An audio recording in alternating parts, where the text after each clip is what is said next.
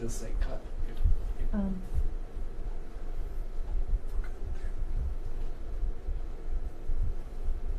think when we were last year, we were talking about how you determine cause of death.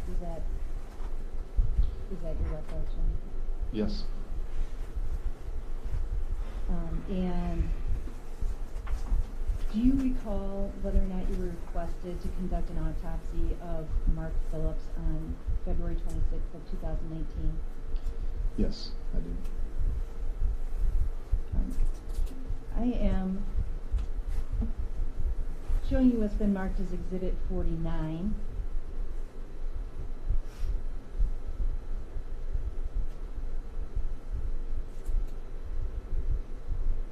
Tell me what that is, please. It's a copy of my autopsy report and toxicology results. Given the length of time since the autopsy, and I'm sure you've conducted many autopsies in the meantime, would referring to your report refresh your recollection on certain details? Yes, that'd be useful. And do you believe that is a true and accurate copy of the report you prepared, and any additions, such as the toxicology reports? Yes.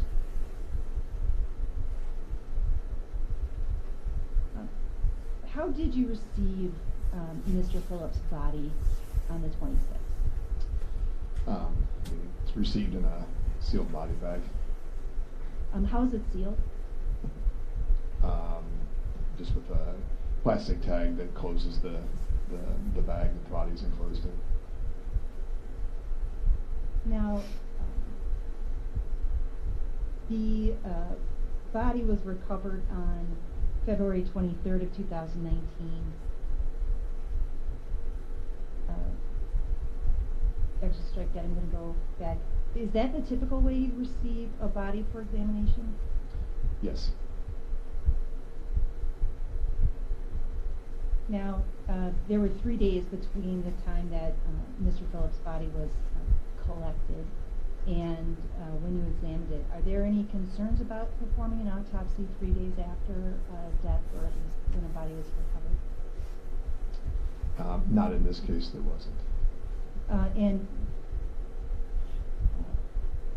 why were there no concerns, to your knowledge? He'd been refrigerated, so the body had been maintained in a cold environment, is my understanding. So. Now, you indicated earlier that as part of your procedure for conducting an autopsy, you do an external examination. Yes. And and that includes a collection of general data like height and weight. Yes. Do you recall how tall Mr. Phillips was? He was 178 centimeters. And for someone who, like me, who's not very good with metric, are you able to estimate what that would be in the imperial system? It's roughly 5 feet 10 inches, something along those lines. And what was his body weight? 100.1 kilograms. And what does that translate to in the imperial system? About 220 pounds. And as a result of those measurements, did you calculate a body mass index? Yes. What was that? 31.6 kilograms per meter squared. And so that body mass index, that classifies individuals into, or what does the body mass index do? With that index, it would be obese. His body would be termed obese? Yes, that would be classified. Were there any other notable observations that you made during the external examination of Mr. Phillips' body? Yes. Could you detail those, please? Yes, so just starting at the top, on his face, He had abrasions, which are scrapes, and so he had scrapes on both, or abrasions on both the right and left side of his face. And then he had some blood that was coming out of his nose or his nostrils. On his torso or his body, I guess chest and abdomen, on his left side, he also had an abrasion or a scrape. And then on his extremities, on his left upper arm, he had some abrasions. And then on the lower left leg, he also had some abrasions and a contusion or a bruise on the left sort of thigh region and down below the knee as well. And then he also had a scrape on his right knee and a bruise on his right leg just below the level of the knee. So in summary, some abrasions or scrapes and bruises in a few different areas on his body.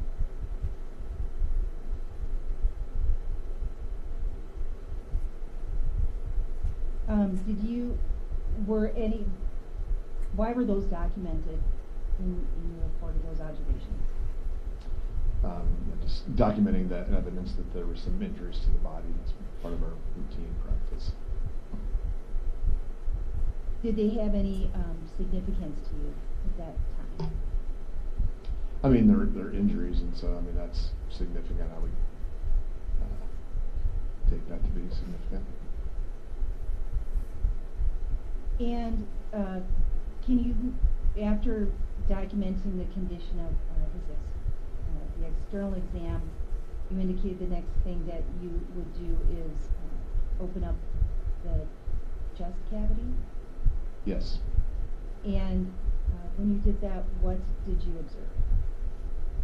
Yes, so we opened up the chest and abdomen typically first, and so one of the first things I appreciated was that there was blood in the left side of the chest cavity. So that's called a hemothorax, so it just means blood within that thoracic cavity. So he had a little over a liter of blood there. On the left side, he also had a number of fractures or bones that were broken, specifically his ribs. So he had a number of rib fractures. So he had some in the back of his chest cavity that were broken, and they're called compound fractures, where they're broken or sort of sticking out, and so those were associated with injuries of the lung. He also had rib fractures that were on the side and towards the front of the chest. So a number of rib fractures were present all on the left side with associated bleeding into that chest cavity. You said there is a little over a liter of blood. Is that significant to you?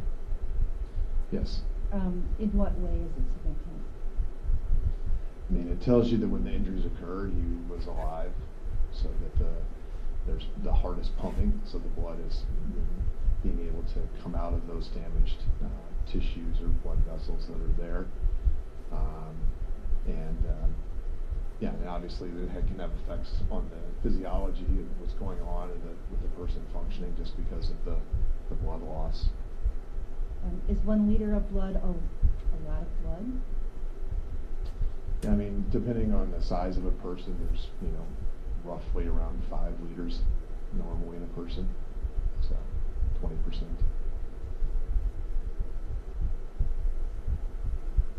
Did you note any injuries to major veins or arteries? Not specifically, so like the vessels of the heart, aorta, or the other big vessels that are connected to the heart were intact.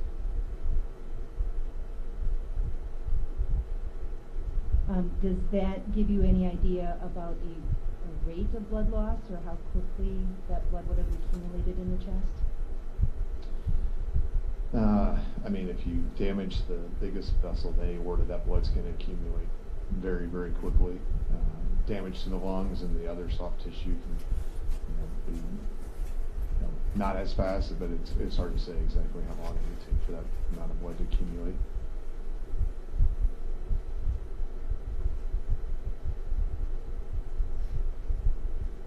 Besides the fractures to the rib, was there ribs? Were there any other findings that you made in the chest or the thorax area? No. Did Mr. Phillips appear to be in good general health? Yes, I mean, he had some, a little bit of underlying natural disease, but otherwise, healthy. There any indication that he had any diseases of the bone or skeleton that would cause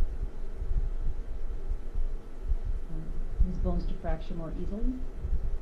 No.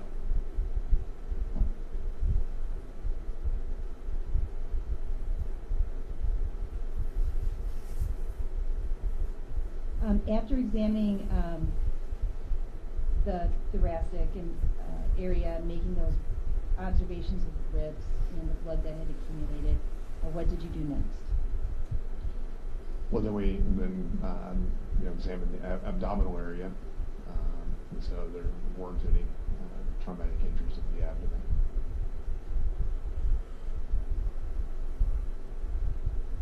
Did you discover any other traumatic injuries on Mr. Phillips' body? Yes. And what were those? So then when the scalp was reflected, he had a bruise over the side of his head on the left side, the left temporalis. Also had contusion or bruising of that soft tissue. And then once we removed the skull, there was blood that had accumulated on top of the brain. That's called subdural hemorrhage. And so that's bleeding underneath one of the layers that's on that encompasses and protects the brain. And is the subdural hemorrhage or subdural hematoma, is that consistent with any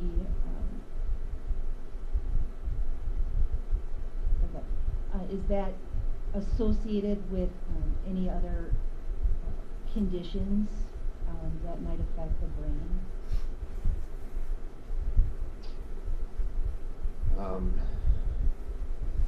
Not exactly sure what you're asking, to be honest. That's something that's consistent with a concussion? I mean, so you can have a subdural hemorrhage and have a concussion, but it is possible to get a subdural hemorrhage from trauma and not have a concussion. But particularly in this scenario, the likely cause of the subdural, the cause of the subdural is from trauma, and so that does tell you that there's been some sort of impact to the head, or the head has impacted something. And so it's possible that there could be physiologic effects on the brain that we wouldn't be able to pathologically identify in autopsy. So in an autopsy, you can't tell whether or not somebody has suffered from a concussion? No, not typically.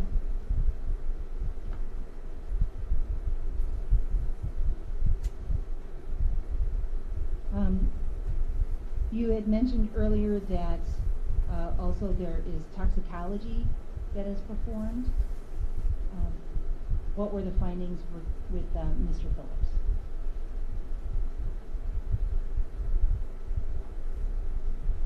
So he had a blood ethanol concentration of 149 milligrams per deciliter. And he also had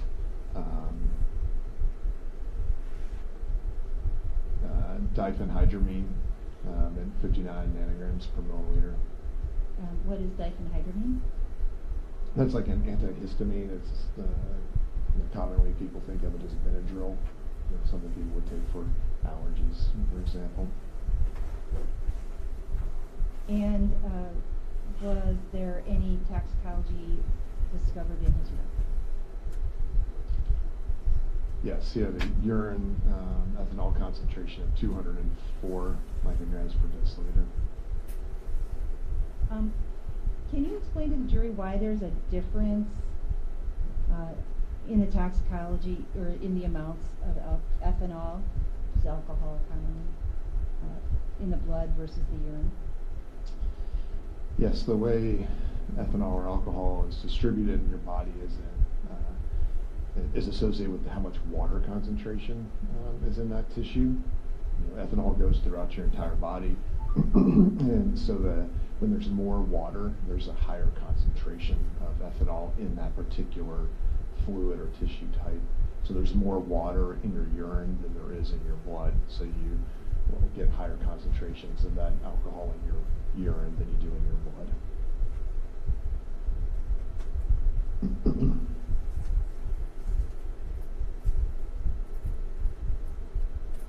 Is it fair to say that the alcohol in the urine is something that's being excreted by the body and is no longer psychoactive? Yes. What does psychoactive mean?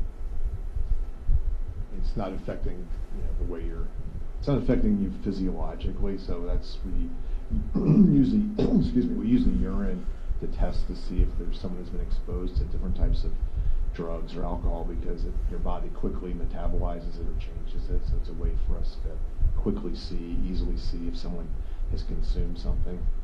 But what we're really looking for is if it's in your bloodstream, because then it tells you it's having a physiological effect on you, so it's actually affecting the way you might behave, your heart rate, your blood pressure, etc.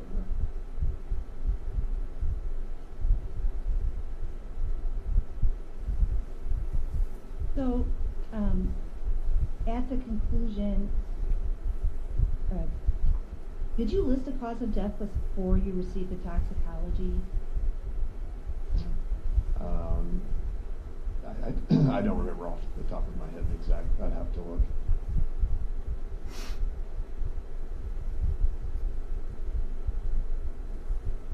Probably not, but I would have to double check the exact dates. Okay. Once you concluded your investigation that you described with the notable or the notations that you've made, did you determine a cause of death of Mark Phillips? Yes. And what was that cause of death? Now, multiple blunt force injuries. What does that mean, blunt force injuries? So there's a number of different types of injuries that you can have, and one of those is blunt force, and so that's when a relatively flat or blunt object is striking tissue, or the tissue is striking something that's relatively flat. So like your head hits the windshield of a car, or you fall and hit your head on the sidewalk, or your knee or elbow, that's blunt force. That's in contrast to something like sharp force injuries, which is, as the name implies, an instrument, a knife or what have you, cuts through the tissue. And so what that means for us is like a cutting appearance. You can see that the tissue has been incised or cut, whereas blunt is really tearing apart the tissue. And so it has a different appearance when we look at it.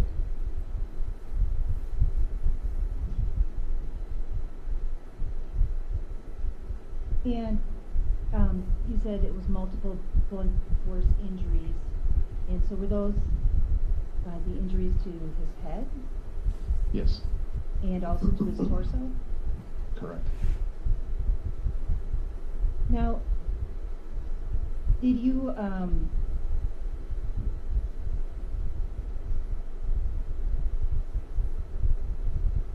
when you're looking at the type of injuries that Mr. Phillips had, how would you describe the nature of the injuries to his chest? They're blunt force injuries. There's things that are to note is that they're all on one side of the chest, and so they're not on both sides of the chest. So it seems to be isolated to a particular region where some sort of impact or injury occurred. The posterior rib fractures in particular the bones are fractured and puncturing into the lungs, and with the injuries on the side of the chest and the front would fit with something that could be like a compression type of injury potentially. But that's the caveat that it's not specific for that, but it is something that could be consistent with a crushing type of injury. So compression or crushing? Yes. Type of injury?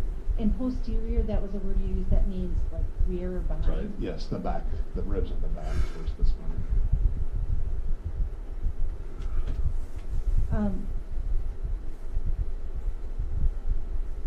Now, if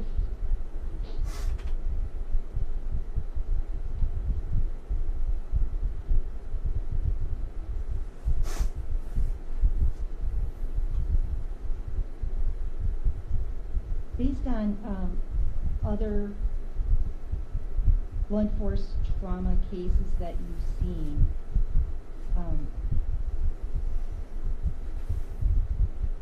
can you have an opinion about the type of force that would be required to cause that type of injury to a body?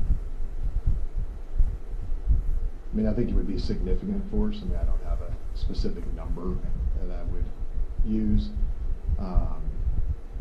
Those type of injuries, I mean, I've other cases that in my training and experience that I've seen it in have been things where people fallen from a significant height, motor vehicle accidents, people have been run over by vehicles.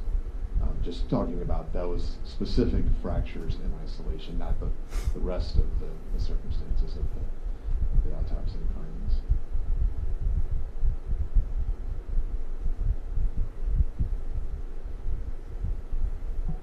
Dr. Reichert, I'm about to show you some photos.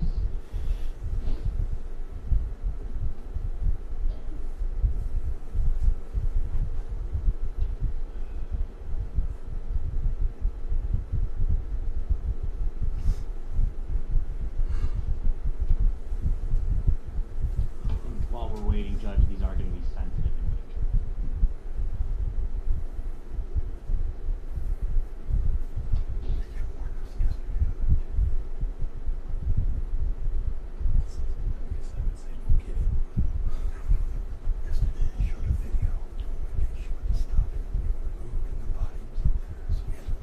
Dr. Reichert, I've shown you what's been marked as States Exhibits 50 through 60. Can you examine them and describe them generally, please?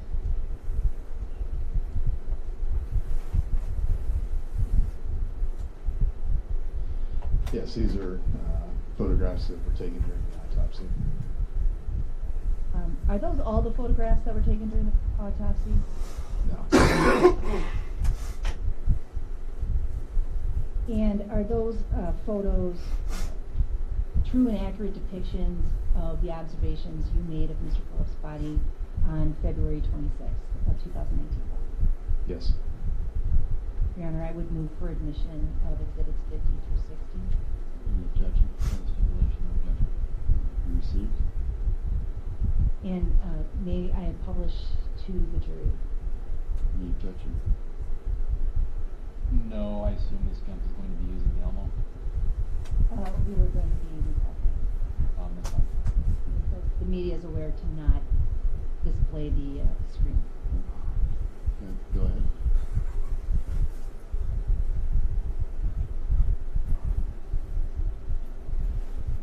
Dr. Reichert, I'm showing you what's been admitted as Exhibit 50. Can you tell the jury what is significant on this photograph of Mr. Phillips' head? Yes, you're looking at the left side of his face, and this is an area of abrasion that I mentioned earlier, sort of scraping the skin. Are there any other observations that are apparent on this photograph? No. Moving on to exhibit number 51. Can you describe for the jury what they're seeing here? Yes, this is looking at the left side of the decedent's face, and there's some area of abrasion there. Is that the left side or the right side? Excuse me, the right side of his face, I apologize. So the right side of his face, and there's some abrasion.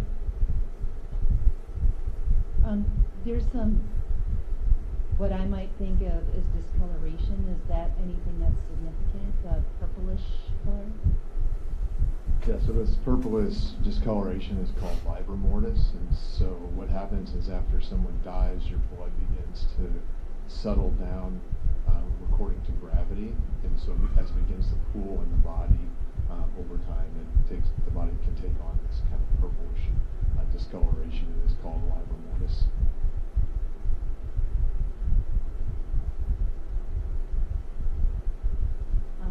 Then I am going to just warn the jury that the next photos are more graphic. Needs that warning. So exhibit number 52. Can you explain for the jury what this is showing? Yes, this is the side of the scalp. So what happened here, just so you're oriented, is that, so this is the scalp that's been reflected or folded forward towards the feet, and then the scalp towards the back has been folded down. So you're looking at the tissue underneath the scalp, right on the surface of the skull. And what this white area here is the skull. So what you're seeing is this blood, or that contusion that I mentioned earlier, into the temporalis muscle, so into the scalp muscle. So, and you were indicating with your left hand pointing towards your left temple area. Is that what you're referring to? Yes. And a contusion, is that also known as bruising? Yes. Now, why does this photograph look so wide? Or, why did it appear to be such a big area that's open there? Well, I mean, this is the size of the hemorrhage, but what you're seeing here is that there's a layer of tissue that goes over that region, and what I've done is cut through this tissue and pull it back so it's easier to see where that bleeding is, so it's not as obscured by the soft tissue that would have otherwise been over the surface of it.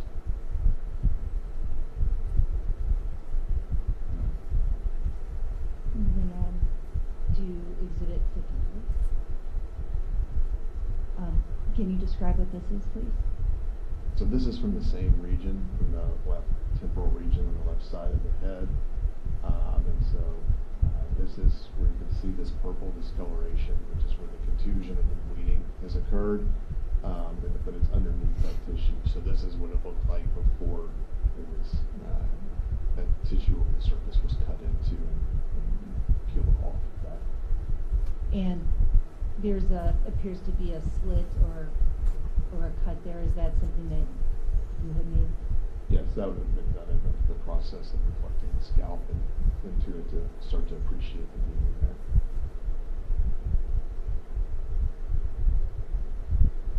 And exhibit 54.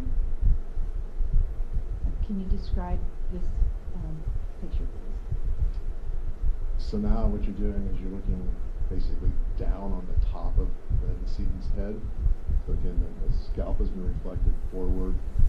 This is the skull that's been removed. The scalp and skull have also been removed on the back of the head.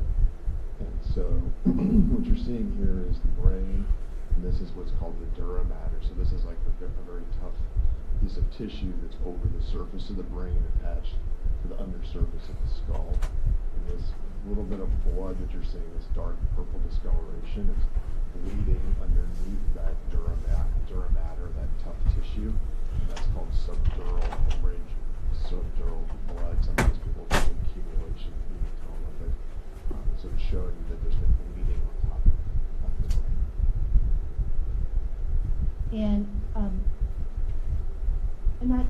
I don't recall that we talked about this earlier.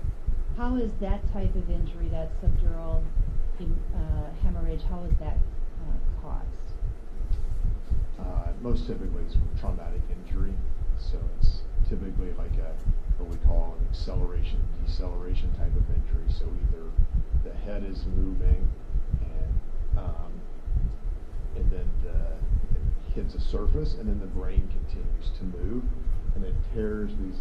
You can see these little blood vessels that are still attached here. Those are called bridging veins, and so the brain will continue to move within the skull and actually tear those vessels. You can also get this if the brain is accelerated very quickly, and then the brain is lagging behind and tears that. So it's this mismatch between the head is moving, but the brain continues to move, or vice versa. So that results in tearing or lacerating those vessels and the point accumulating on the surface of the brain.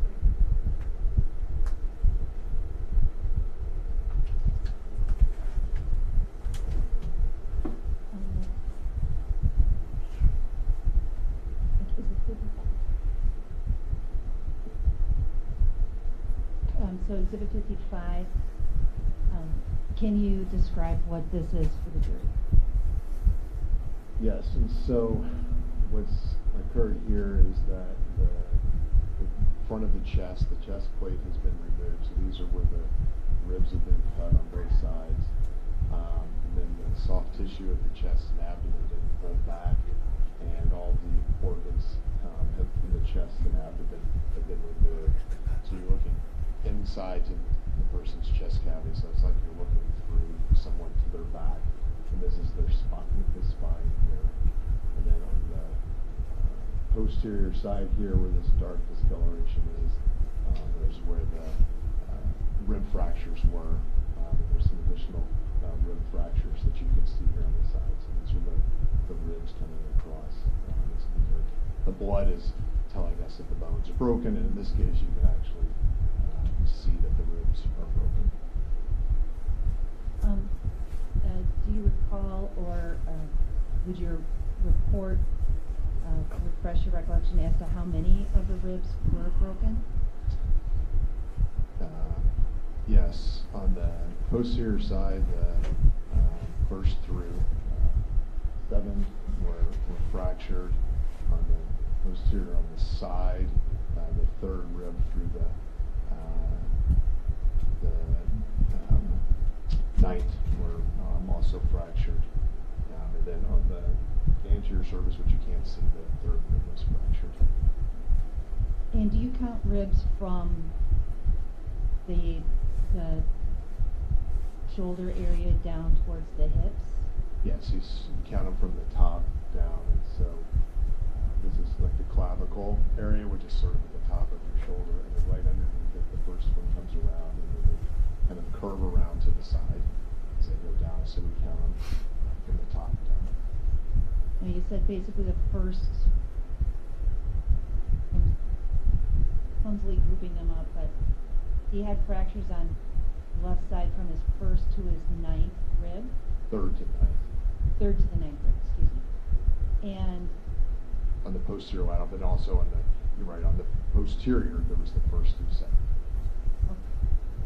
So in total, first through 9. How many ribs are there in total? It depends a little bit between people, but 11 approximately, 10, 11. And were you able to tell anything about, no, strike that.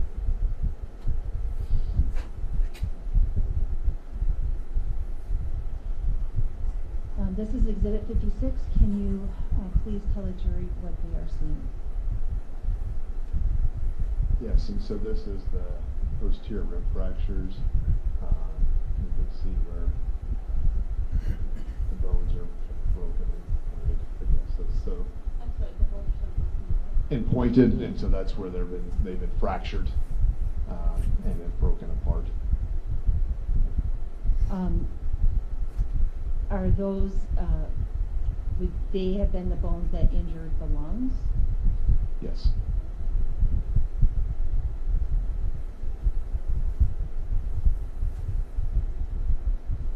And the next 57, please. Can you, this is Exhibit 57. Are you able to identify what that is? That's the right lung, and what this shows is a relatively normal right lung. Exhibit 50.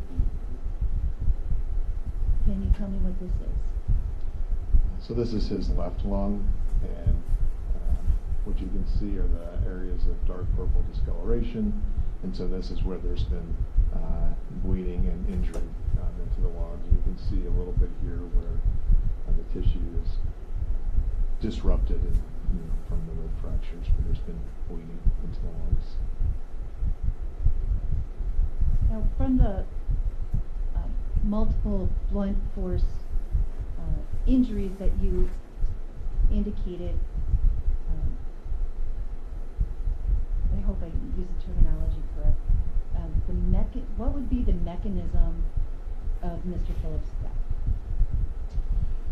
Yeah, so the mechanism or the pathophysiologic reason he could have died could be from a couple of different things. It could be from the accumulation of the blood or air within the chest cavity that can like shift the contents of the chest cavity, and that would change the blood flow to the heart and brain and cause death that way.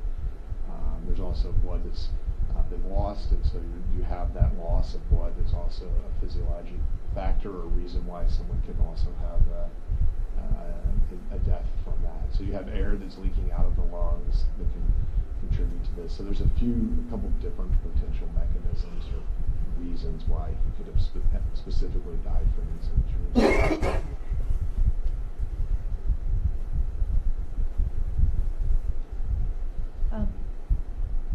Is there any significance to you about the fact that the injuries were mainly contained to one side of the body? Jane, I'm going to object to that. Can you listen to that?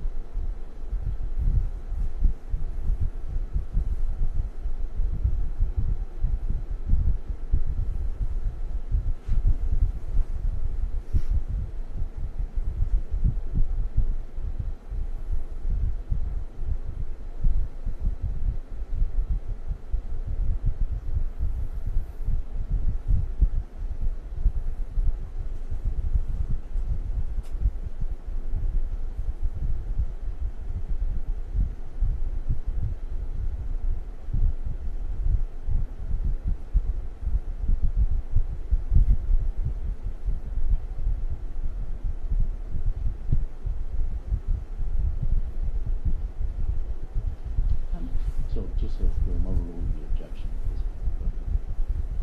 Is there any significance to the fact that you observed the majority of injuries on one side of Mr. Phillips? I mean, the significance of the distribution of injuries to one area would be important in the context of the entire investigation and understanding the context of what happened to an individual.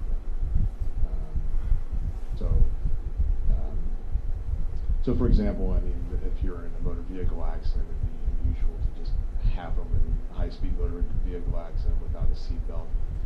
Would you have injuries just in one location? No. If someone's assaulted, typically injuries are distributed in different areas. So again, just as examples of how you correlate this versus having something that's in one particular region does make you think about how that could have occurred. Now, you described earlier that the fractures to the rib were consistent with compression or crushing.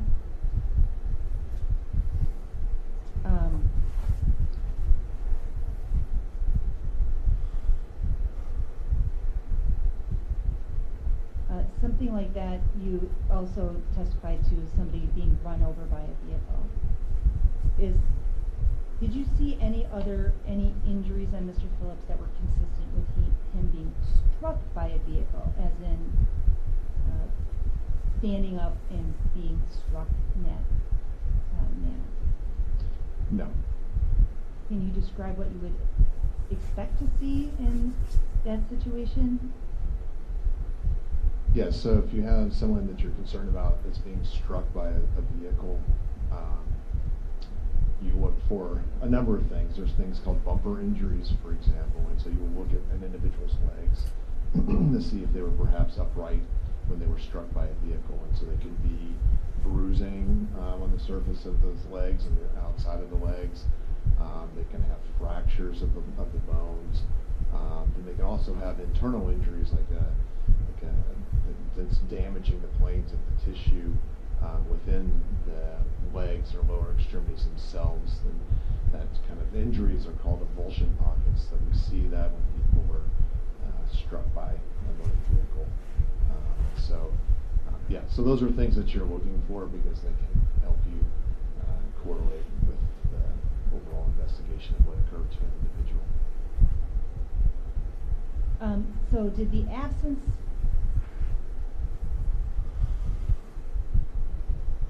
right there.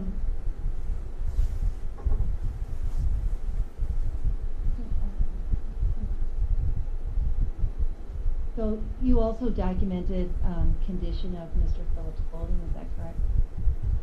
Yes. And this is Exhibit 59. Can you explain what we are looking at here? So these are his pants, and the photo's pretty dark, but there's tear in the pants towards the middle. You can see the frayed fibers. There's tear in his pants. Your Honor, before we continue, could I make a request that we dim the lights?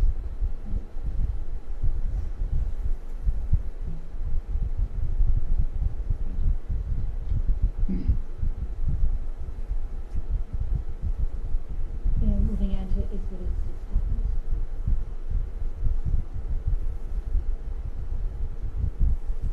please. And what are we observing here? So this is the back of his pants. You see that there's tears here in the material of the pants. Somewhat dark, but that's where the material's torn.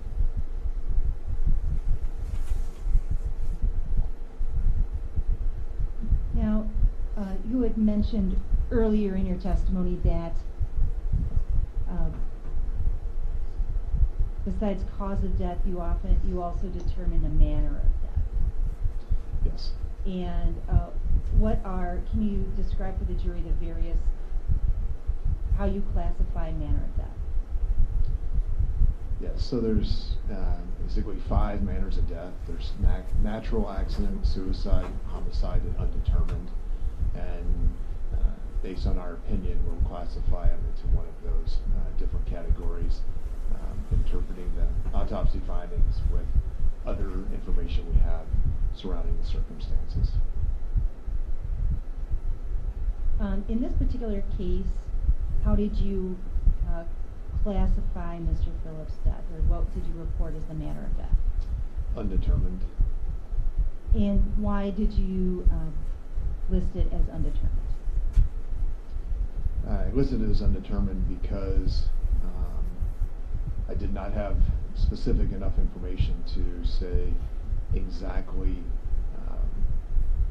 how these injuries occurred and the potential intent associated with them. Can you describe what you mean by the importance of intent?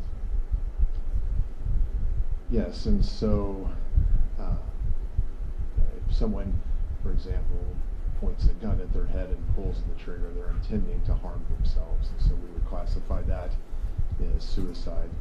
The cases where an individual was struck or run over by a motor vehicle, those can be classified in a number of different ways. One of which would be accident, which is by far the most common. When someone is accidentally struck, a pedestrian is accidentally struck or run over by another individual. But there are scenarios in which people can use a motor vehicle as a weapon and intend to run over or hurt someone or strike them with that.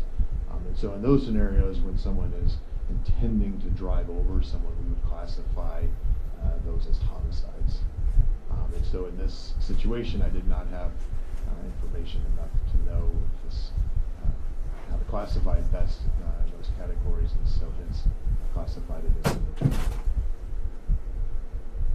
So, this was a question that came to me. So in my job, if a non-driver was killed in a drunk driving accident, my office, we call those homicides, the drunk driving homicides. How is that, how do you classify that as far as manner of death?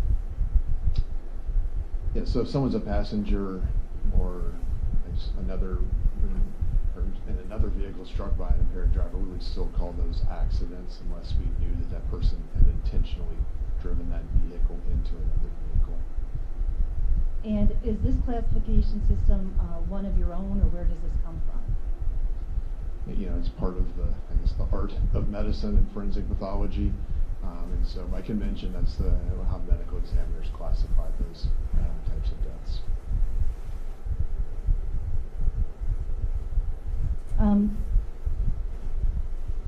In your opinion, was alcohol listed as a contributing cause on Mr. Phillips' death certificate?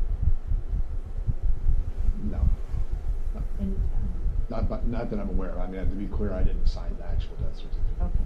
So I'd have to look, but yes. and do you believe that his alcohol consumption contributed to his death? Or No. was that your opinion, I should say? No, I don't think it did.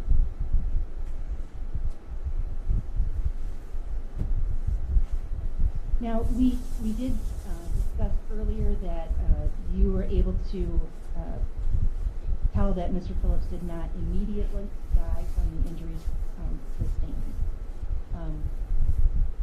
Are you able to determine an actual cause, or not cause, time of death? Not a specific time. Are you familiar with any interventions that would have been able to be performed in the field that may have prolonged his life? Yes, I mean, there's a number of interventions that emergency medical services would routinely do in something like an injury like this that could potentially prolong someone's life and be part of their resuscitation. And could you describe some of those for the jury, at least what you're aware of? Yes, again, I'm not an emergency medicine physician, but this is pretty standard, and so they protect the airway to make sure that they can breathe. They focus on your circulation and other sorts of key elements, and so they might make sure that they have plenty of oxygen coming in. They will sometimes put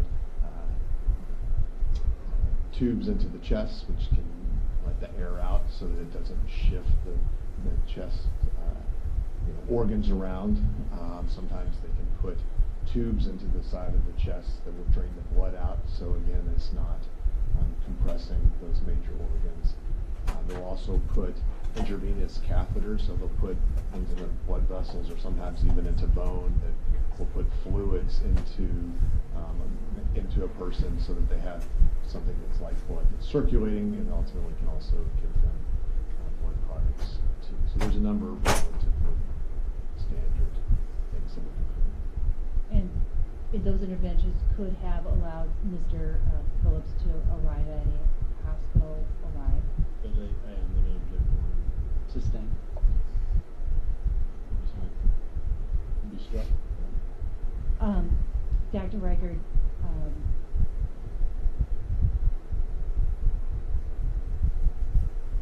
can you describe what the term golden hour is? Does it sound like sustain?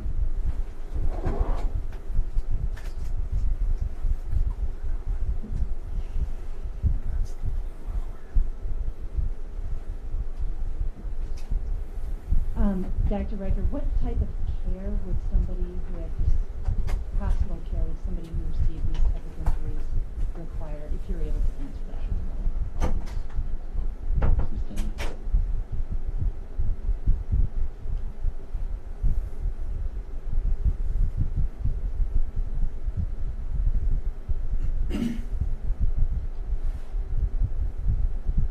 One moment.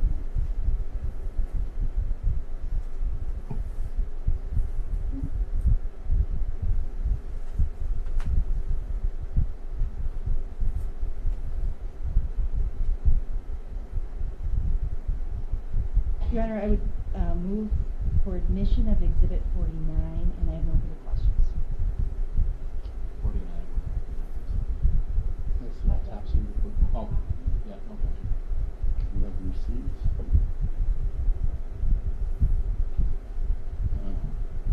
Cross?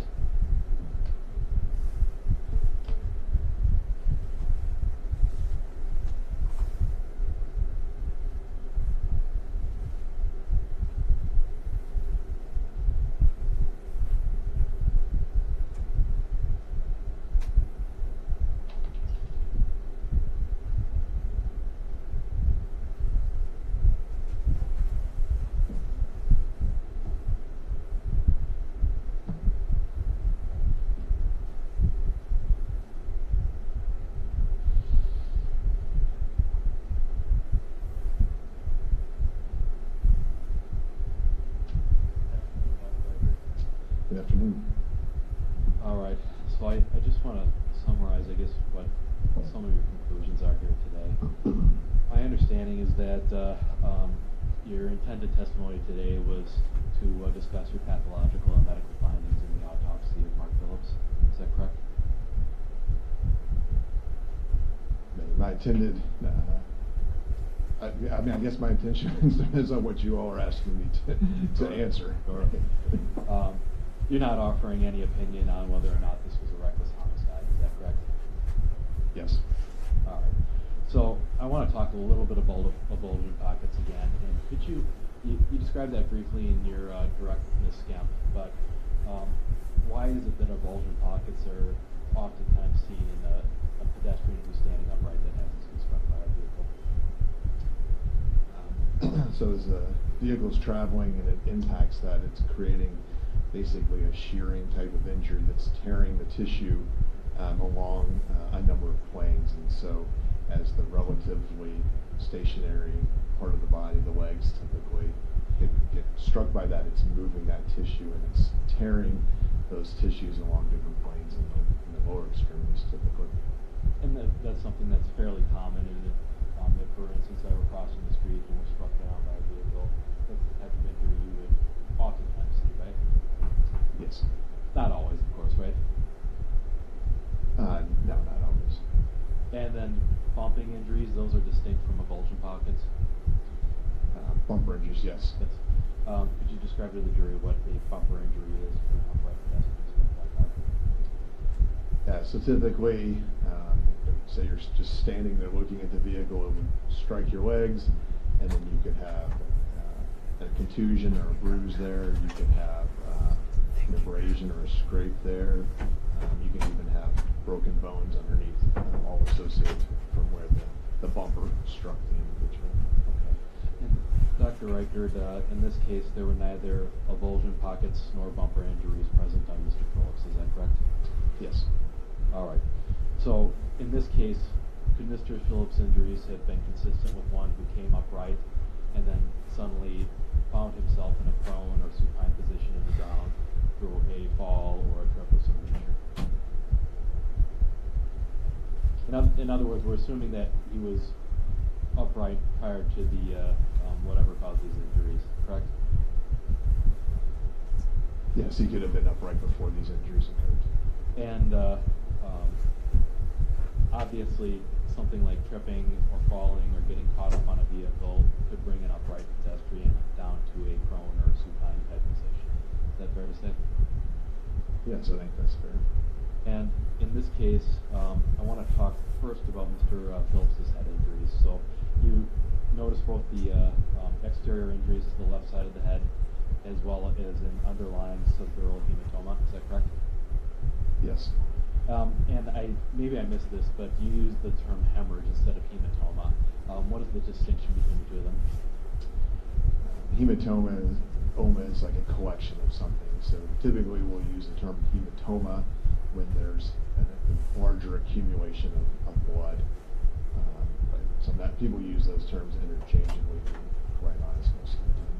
Sure. So in the sense that you were using the term hemorrhage, does that imply that this is less blood than you would subjectively typically classify as a hematoma, or were you just using the term interchangeably? No, it's less blood. If there was a larger accumulation, I would have called it in. He would tell me. Dr. Reichert, is this consistent with the type of injury that one might be able to have if they fell suddenly or fell with force from an upright position onto a hard surface like asphalt or concrete?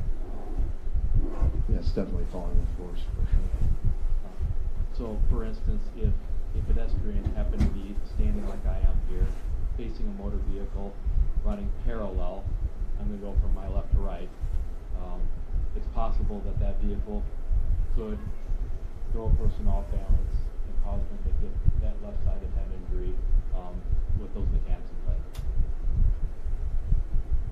Let me just make sure I have that. Yeah. I'm giving you a lot in that hypothetical, doctor. So let's start with this. That if an individual were caught as I'm standing now, facing you, by a vehicle moving from my left to right, one area in which that individual might fall would be to the left. Is that fair to say?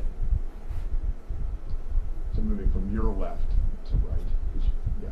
Well, yeah, moving from my right hand side to my left hand side, the vehicle is moving, and I get caught on that vehicle. Could that cause me to fall in a leftward manner? Yes, I think that's possible. And if an individual were caught or tripped by a moving vehicle, that's enough force to cause this type of injury, this subdural hemorrhaging and the exterior head injury if they strike the pavement with some force. Is that fair to say? Yes.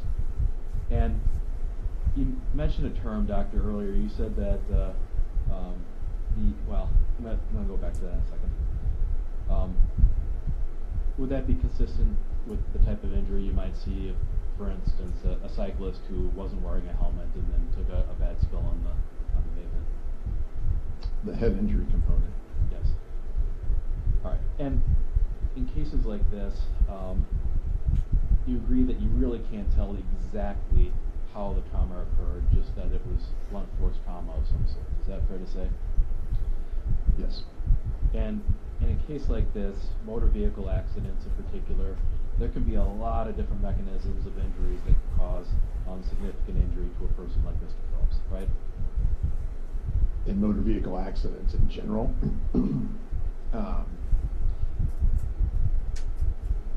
so I guess I need further clarification of what you mean by that. Sure. Yeah. So, I mean, we already established we can have injury simply from coming from an upright position to a prone position and having blunt force trauma in that manner, right? Yes. And we can have injury from blunt force trauma of an individual knocking around, to use the professional legal and medical term, underneath the underside of the undercarriage of a vehicle. Is that fair to say?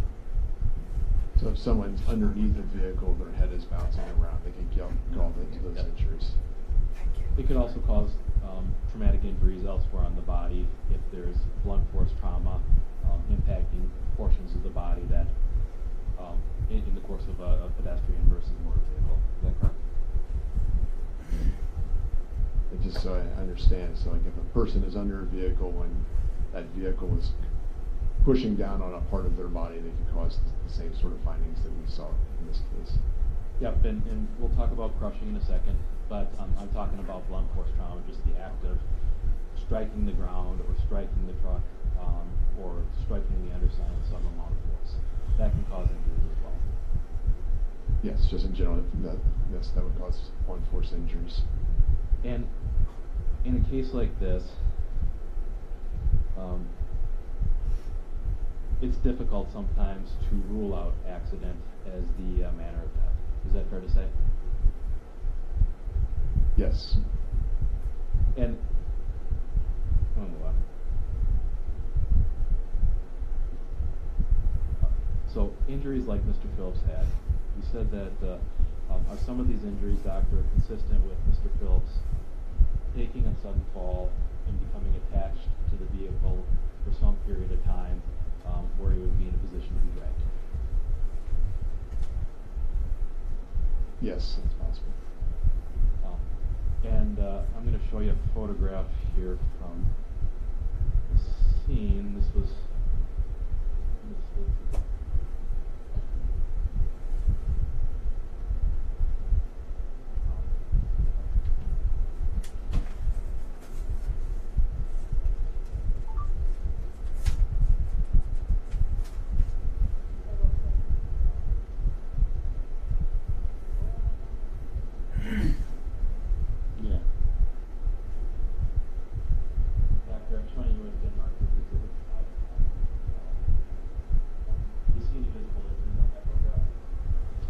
Yes. And does that appear to be an abrasion? Yes. All right. Offer 510, Your Honor. No objection. Be received. Dr. Alvin Filer, is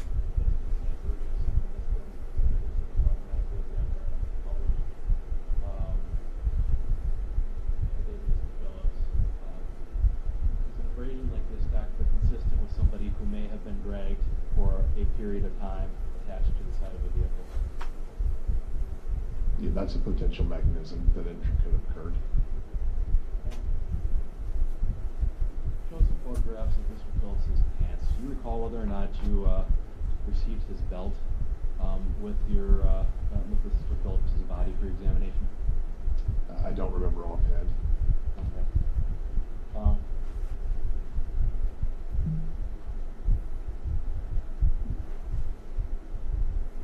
Showing you the marks.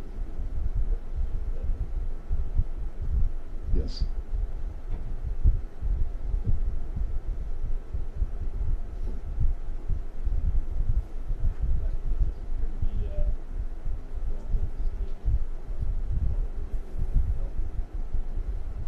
Yes.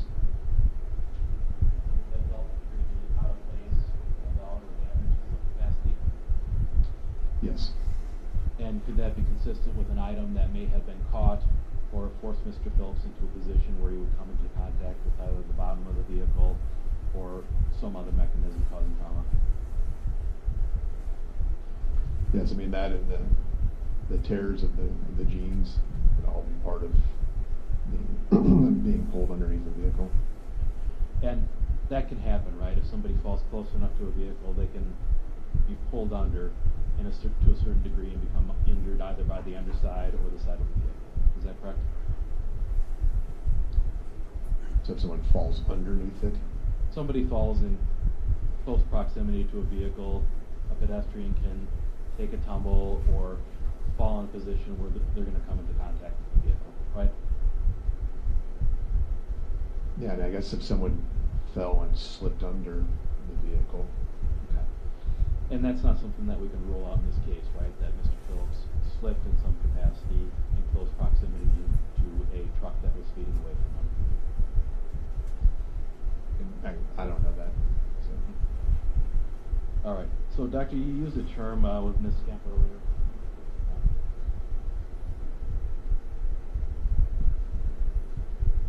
Talking about crushing, you said it's consistent with but not specific for. Is that correct?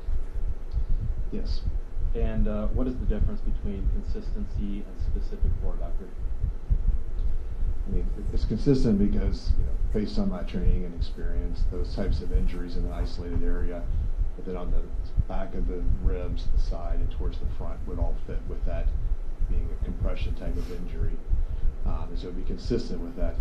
But taking in isolation, I can't say 100% I know for a fact that this is due to that crushing, but I can say that based on my training and experience, that would be consistent with it. So, yeah, so just to use a hypothetical here, I mean, it would be specific to a gunshot wound if you recovered a bullet slug from somebody's torso, right?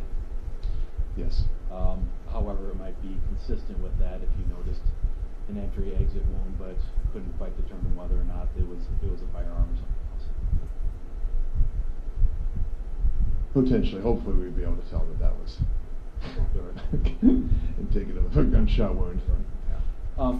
Following up on Ms. Kemp's questions about alcohol, is it fair to assume that you wouldn't typically consider alcohol as a contributing cause of death unless this was a circumstance where a person overdosed or drank to the point where the respiratory function shut down, or in other words, the alcohol was the primary factor that led to a person's death?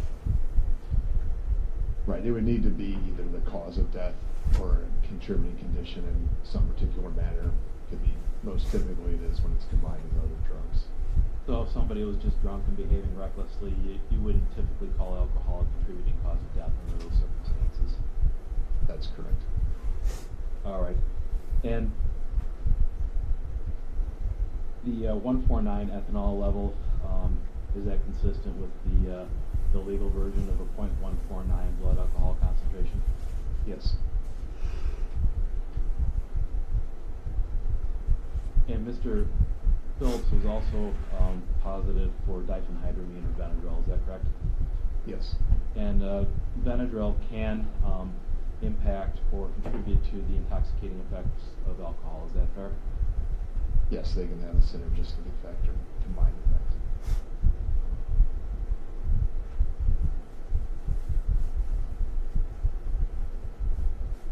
Now, the information that you received from the investigators in this case, Doctor, were you relying primarily on Mr. Knudsen, the medical examiner, or did you have contact with law enforcement as well? And I also have law enforcement's reports as well. Okay. And when you say reports, you actually received police reports? Yes. At any point during your autopsy or your medical investigation, were you informed that Ms. Phillips had claimed to be domestically abused by Mr. Phillips shortly before his death? I recall that there was some sort of altercation, but I don't recall the specifics.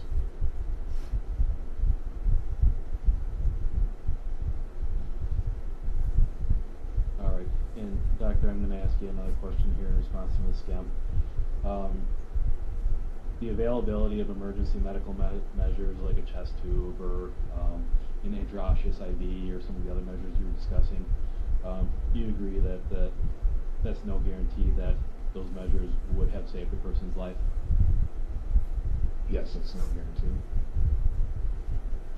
And it's impossible to tell how quickly Mr. Phillips died in this case, is that correct?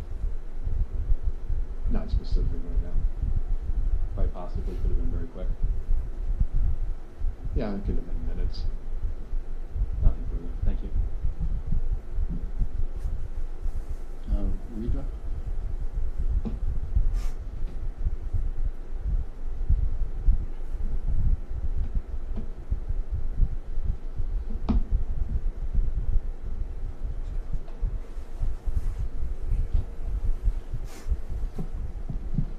Following up on those last questions,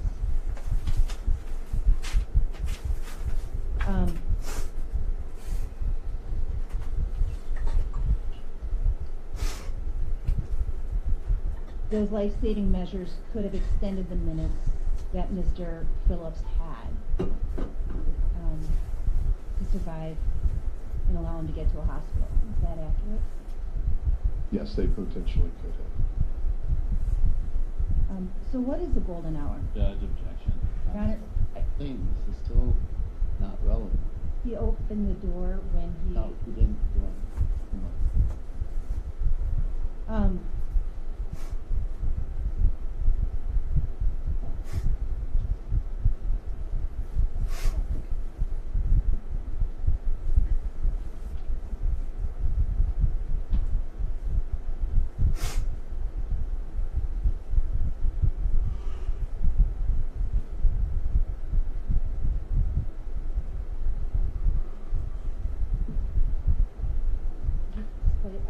And it is there's body being displayed.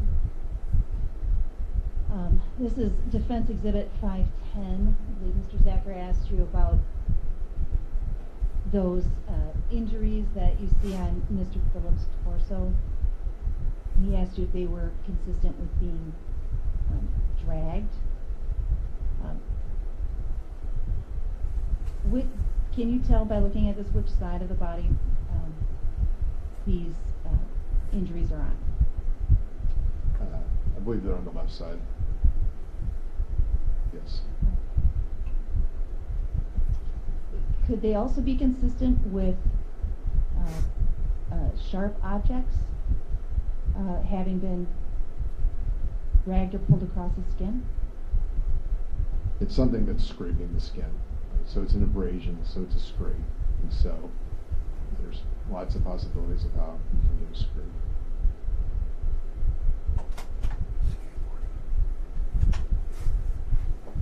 And strike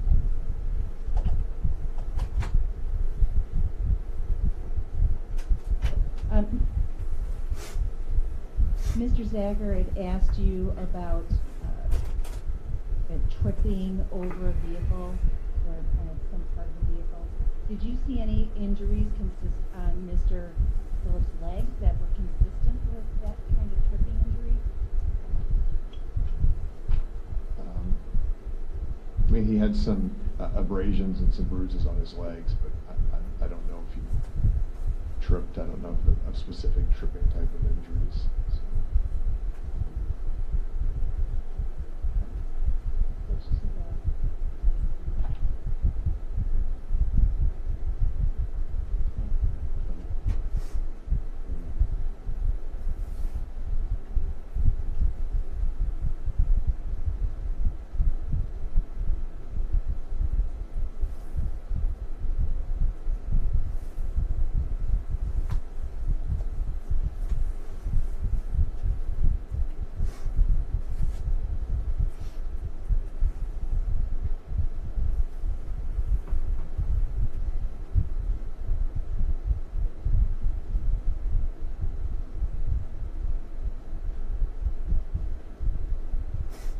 So, Dr. Reichert, I am showing you what's been previously admitted as State's Exhibit number 31.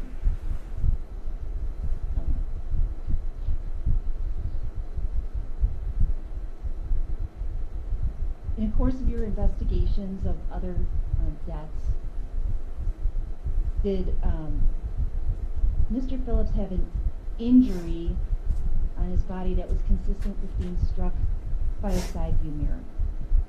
Objection beyond the scope of cross. Sustained. It's, Your Honor, it's not beyond the scope of cross. Do you want us to? That's your question. Okay. Are there any injuries? So Mr. Zacher asked, I'll ask it a different way. Mr. Zacher had asked you about I think it was the bruise of his left temporalis and the subdural hemorrhaging that could have been caused by a vehicle moving from his right, pushing him onto his left side. Am I summarizing that line of questioning correctly? Yeah. That's my recollection. Is it also possible or consistent with the injuries you saw on Mr. Phillips that if he was facing this pickup truck, but maybe standing to the side, that side view mirror would cause that bruise to his left temporalis muscle? Objection beyond the scope of cross. Overruled. I mean, if the side view mirror or what have you impacted the side of that head, of his head, with some force, it could cause that contusion or bruising of the scalp and push him to the ground. Nothing further, Your Honor. Recross? Briefly, Doctor, are you aware of how far off the side of the mirrors were on the No. And if a side view mirror struck somebody with enough force to give them subdural hemorrhaging, might one expect to see some form of damage to the side view mirror in the process? I don't know. And if a side view mirror struck an individual on the left side, as the state implied in this case, would you not also, in some cases, see a corresponding injury to the side that the individual fell onto? You could have multiple impact sites. I mean, in that scenario. Nothing further. Any redirect? Anything further? All right. Thank you. Thank you, Doctor. Why don't you give us any witness to that?